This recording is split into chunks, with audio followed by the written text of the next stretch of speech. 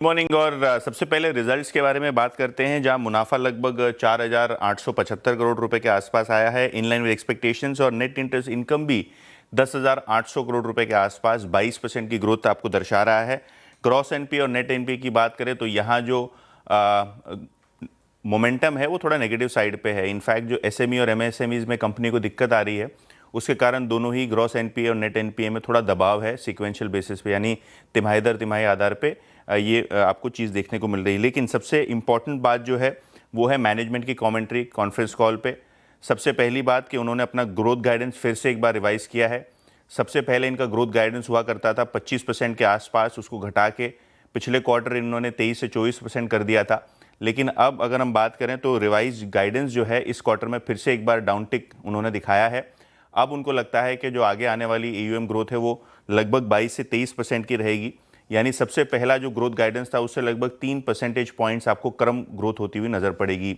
दो बड़ी चीज़ें कॉन्फ्रेंस कॉल में, सबसे पहले अगर हम मॉर्गेज की बात करें और एमएसएमईज की बात करें, जो कुल मिला के लगभग 45% ऑफ इनकी लोन बुक है, यहाँ एक स्लो डाउन देखने को मिल रहा है और कहीं ना कहीं इसके वजह से आपको ग्रोथ गाइडेंस में कमी होती हुई नजर पड़ रही है, स्पेसिफिकली एमएसएमईज में। और अगर हम बजाज हाउसिंग की बात करें तो यहाँ भी मैनेजमेंट ने गाइडेंस थोड़ा बहुत घटाया है। अब बेस केस में ये लोग 21% की ग्रोथ मान रहे हैं, तो कहीं ना कहीं मैनेजमेंट ने मार्केट को पहले ही आगाह कर दिया है कि 1 से 2% पहले के अनुमान के मुकाबले ग्रोथ कम रहेगी। और एसएमईज की बात करें तो इस टाइम एसबीआई की जो एसएमई लोन बुक थी वो 18% से ज़्यादा ग्रो हुई थी। शायद इनको बैंकिंग सेक्टर से सस्ते लोन के सामने थोड़ा बहुत कंपटीशन आ रहा है, तो देखते हैं किस तरीके से आज स्टॉक रिएक्ट करता है इस गाइडेंस कट के बाद। प्रॉफिट की बात करें तो लगभग 23% की ग्रोथ, क्योंकि पिछले साल का बेस छोटा था तो प्रॉफिट जो है इंचअप होकर लगभग 9,850 करोड़ के आसपास आता हुआ नजर पड़ रहा है। हालांकि एबिटा जो है एब्सोल्यूट बेसिस पे लगभग 5% गिरा है और मार्जिन्स में भी आपको लगभग 4.5% की गिरावट देखने को मिली है सिक्वेंशियल बेसिस पे। और यहाँ अगर हम देखें तो लगातार दूसरे तिमाही में क्रूड का उत्पादन जो है ये घटता हुआ नज़र पड़ रहा है। अगर हम बात करें तो जो गैस का प्रोडक्शन है ये भी फ्लैट होता हुआ नज़र पड़ रहा है और Q2 में रियलाइजेशन में 2% की बढ़त रही। तो लार्जली जो नंबर्स हैं आपको फीके इसके लिए दिखाई पड़ रहे हैं क्योंकि प्रोडक्शन में थोड़ी बहुत गिरावट है और उसके वजह से शायद आज स्टॉक थोड़ा बहुत प्रेशर में भी रह सकता है। वोडाफोन की क्या ही बात करें, तो खाने में नमक हमेशा होता नहीं है, तो फीका ही लगता है वोडाफोन का नंबर, क्योंकि स्टॉक जो है वो नंबर को फैक्टर इन करता ही नहीं है। वो रिलीफ की बात चल रही है तो स्टॉक वहाँ ज़्यादा फोकस करता है। हाँ, इस क्वार्टर में लॉसेज ज़रूर नैरो हुए हैं। इनफैक्ट 7-8 क्वार्टर में अगर आप देखें तो लॉसेज में सबसे ज़्यादा कमी आई है, लेकिन लॉस ही है लगभग 5500 करोड़ रुपए का। रेवेन्यू 2% बढ़ा है सिक्वेंशली, एबिटा और मार्जिन में भी आपको स्थिरता देखने को मिल रही है। और अगर हम आरपूस की बात करें तो 166-67 के लेवल पे है, तो यहाँ भी एक माइनर इंप्रूवमेंट देखने को मिला है। तो नंबर्स की बात करें तो नंबर्स कोई खास है नहीं, लेकिन हाँ मैनेजमेंट की थोड़ी बहुत कमेंट्री पे आगे जाके थोड़ा बहुत बाजार फोकस करेगा, किस तरीके से वो अपना 5G रोल आउट कर रहे हैं, किस तरीके से रिलीफ पैकेज की उनको एक्सपेक्टेशन है, क्या सरकार से कम्युनिकेशन वगैरह आया है। लेकिन हाँ ओवरऑल नंबर्स की बात करें तो ये बाजार शायद इग्नोर करके ही चलेगा।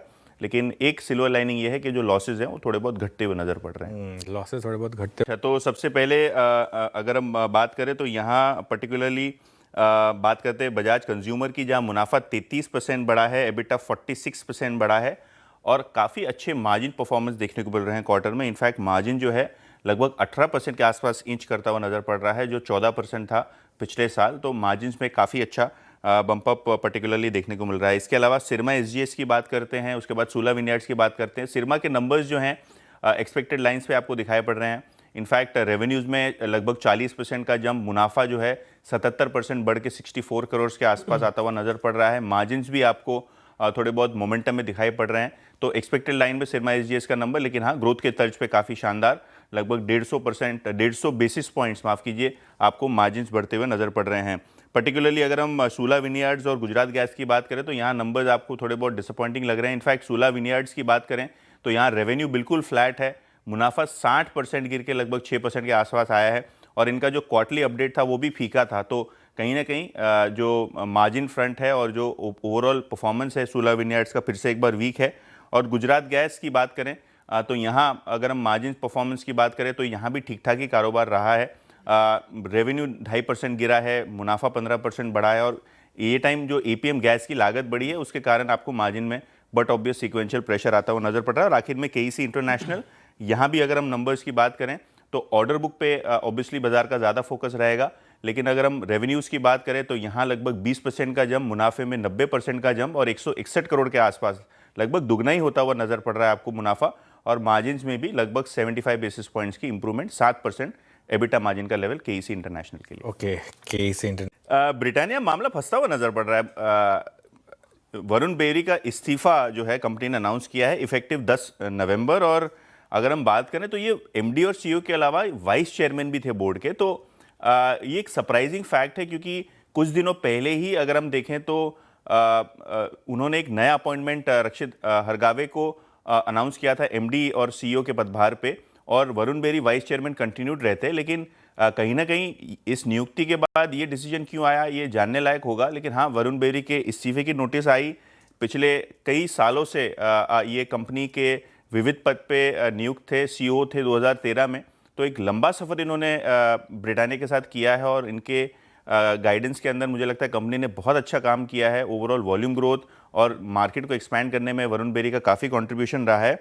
बहरहाल नटराजन वेंकटरमण को इंटरिम सीईओ के तरीके से अपॉइंट किया गया है, तो देखते हैं आज स्टॉक कैसे रिएक्ट करता है ब्रिटानिया का। ओके, स्टॉक कैसे रिएक्ट